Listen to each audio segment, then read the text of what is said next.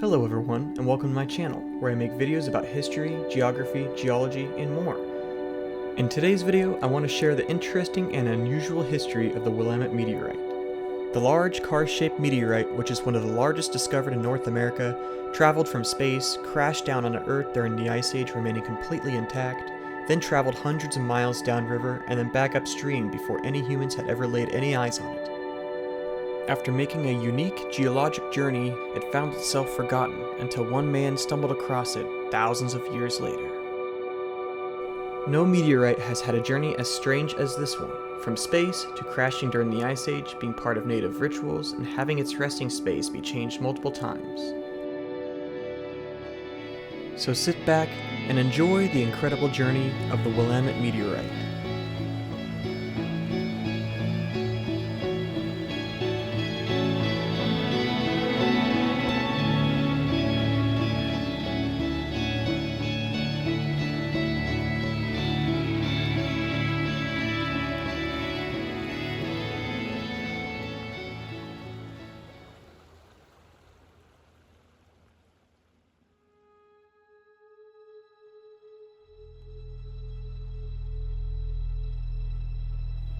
In the fall of 1902, Ellis Hughes was walking home after logging some trees for work in a forested area near his farm in present-day West Lynn, Oregon, when he noticed a broken saw lying on the ground near a strange flat rock. He casually inspected the saw, figured it was dropped by a woodsman, and sat on the rock, deciding if it was worth grabbing and repairing.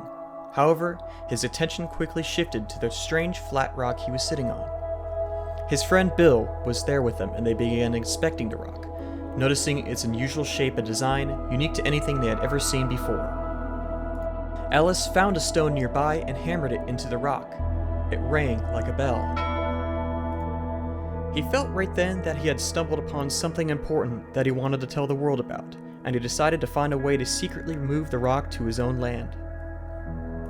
So he devised a secret plan where he would spend the next few weeks cutting an 800-foot-long path of trees down, and with the help of his family and friends, would carry the rock on a makeshift cart rolling on wooden planks.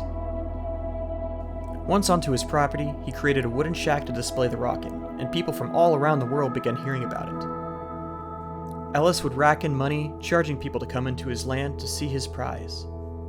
Little did he know the geological and cultural significance of the object he just discovered, and the legal battles over it that would commence over the next several decades.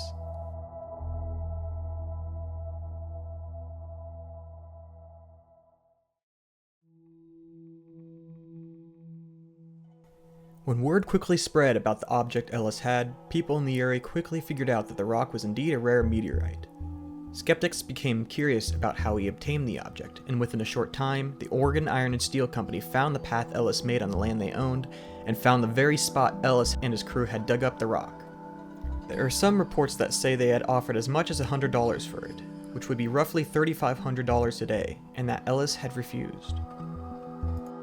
Regardless if the report was true or not, the company would eventually take him to court over it, saying that it was stolen off of the land they owned. Despite the months of work to creatively move the 34,000-pound object, Ellis lost possession of it. The Oregon Supreme Court ruled that he had stolen it off of the company's land, and the meteorite, which now had national interest at this point, became property of the Oregon Iron and Steel Company. By now, the meteorite drew in scientists from all around the country.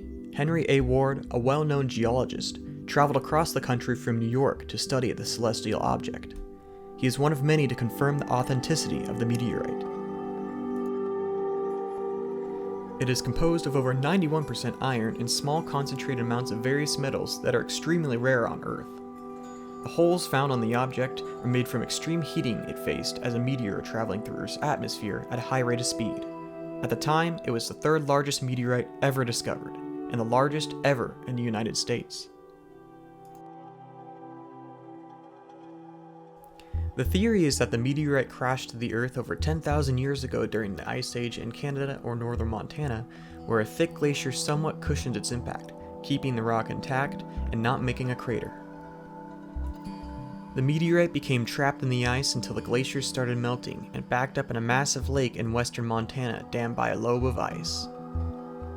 Eventually, between the weight of the lake and the increased melting, the ice dam broke, and all the water cascaded downstream and across eastern Washington in spectacular fashion. To put the event into perspective, imagine taking all the water from Lake Erie and Lake Ontario and placing it behind a big dam that's taller than the Empire State Building. Then that dam breaks all at once.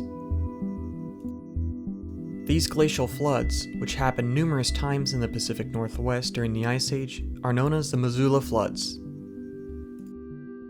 As the flood raced its way down the Columbia River and backed up and filled into the Willamette Valley, the meteorite, likely trapped in a chunk of ice, was left behind as the water drained out of the valley, and remained there until Ellis Hughes discovered it.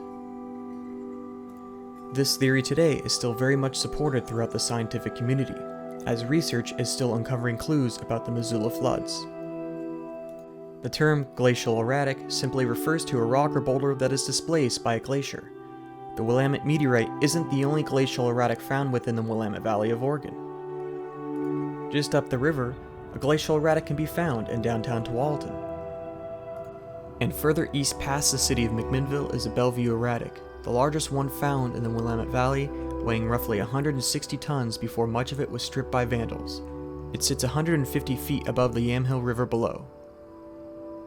The Bellevue erratic geologically matches 600 million year old rock type only found in the northern Rockies of Canada and Montana, which means the rock almost certainly was carried there by the Ice Age floods. Canadian and Montana rocks like these, scattered around the valley, and even right next to where the Willamette Meteorite was found, only solidify the likelihood that the meteorite is also a glacial erratic, especially with no impact crater found in the area. Before its discovery by Ellis Hughes, the natives who inhabited the area are said to have accessed the meteorite. In the 1904 court case against Hughes, a few remaining members of the Grand Ronde claimed the Clackamas people called it the Tomonowos, or visitor from the moon, believing the meteorite had spiritual significance.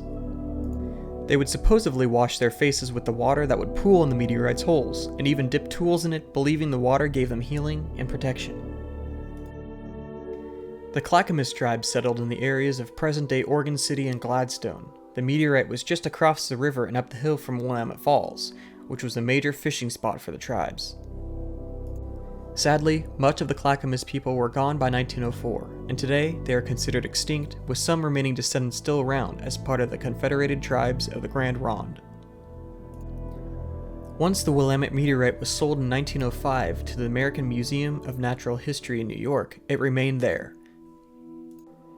In 1998, however, the Grand Ronde ended up filing a lawsuit against the museum under the Native American Graves Protection and Repatriation Act, a federal law meant to return cultural items back to descendants of Native groups that originally possessed them. The two sides eventually reached an agreement, allowing the museum to keep the meteorite on display and giving the Grand Ronde their own private ceremony of the object once a year, and that the meteorite would become theirs if the museum were ever to shut its doors. Today, the Willamette Meteorite remains on display there at the museum. Its incredible journey began in space, then crash-landed in the Earth's thick Ice Age ice, surfed its way to Oregon, and eventually moved across the country to New York City for its incredible story to be displayed to the public. As for the site that the meteorite was found, the land is now publicly owned, with the park down by the river. Along the walkway, there is a small replica of the meteorite with signs describing its incredible Ice Age journey.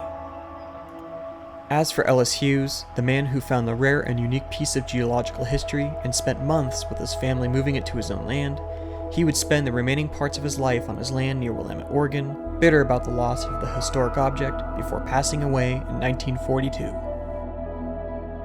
Though his bitterness remained until the end, he is still known as the man who discovered the largest meteorite in the United States, unlocking its rich and unique past for the public to see.